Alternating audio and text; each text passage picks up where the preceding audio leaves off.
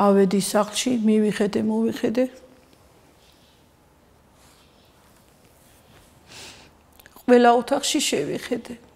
და შუა ოთახში, შუა კარში გართან დავდექი და თქვი, აი ეხლა ყველაფერი ძვირფასია ჩემთვის აქ. აი რას მოვკიდო ხელი, რა ავარჩიო ისეთი და რა წავიღო აქედან.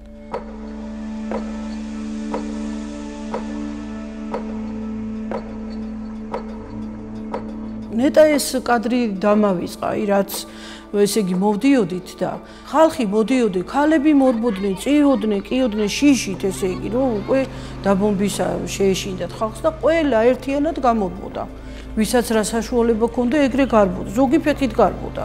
ტრაქტორიზე იყვნენ ახუნძულები, ერთ მანქანაში რამდენიმე ადამიანი იჯდა კი არა და რა ვიცი, ზოგი ზედაც იჯდა, რა ვიცი, ძალიან საშინელი დასანახი იყო, აი ძალიან მძიმე იყო ეს კადრები ჩემთვის.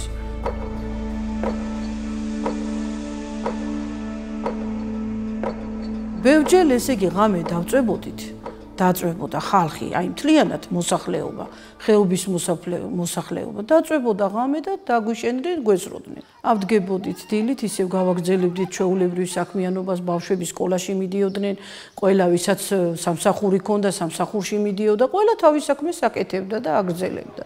მაგრამ აი ის ბოლო დღეები ის უკვე სხვა მართლა ნამდვილი ომი იყო და შიშით უკვე ძალიან გვეშინოდა. თვითმფრინავები გადმოიფრენდნენ და ჩვენ გვეგონა რომ ჩვენია ეს ავიაცია, ჩვენი თვითმფრინავებია, საქართველოსია. გაგვეხარ და გამოვცვიდით გარეთ მიცკირებით, მაღლა არიქა და გვიშველეს.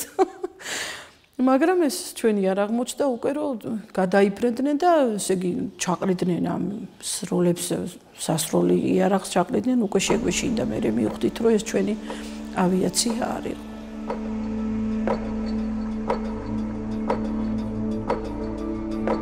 ჩემს შვილს დაურეკე და დავემშვიდობე, ეგრე გამოდის. მე მეგონა უკვე რომ ბოლო იყო და ვეღარ ნახავდი. რა უთხარით?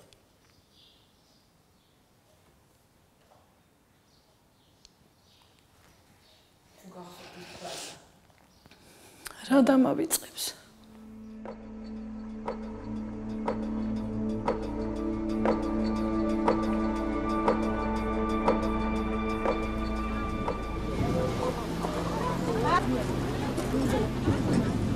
მაგაზე დიდი დამცირება და დიდი გულის ტკივილი კიდე რაც ჩვენ იმ საბავშვობაში მივედით არ მინახია იმის შემდეგ არასოდეს. აი ვიძახდი და ვნატრობდი რომ ნეტა იმ ჩემს სახლთან ერთად დამწვარიყავი და აქეთ არ წამოსულიყავი მეთქი. გვეჭხუბებოდნენ რატომ მოხვედი თუ აქაო ჩვენ ერთი ჯგუფი მაინც უნდა გქონოდა რომ ბავშვები ყოლოდაო და ვიყავით ესე საცუდავად ვიდექით და ვტიროდით, სხვა გზა არ აქონდა. მეტი არაფერი არ შეგვეძლო.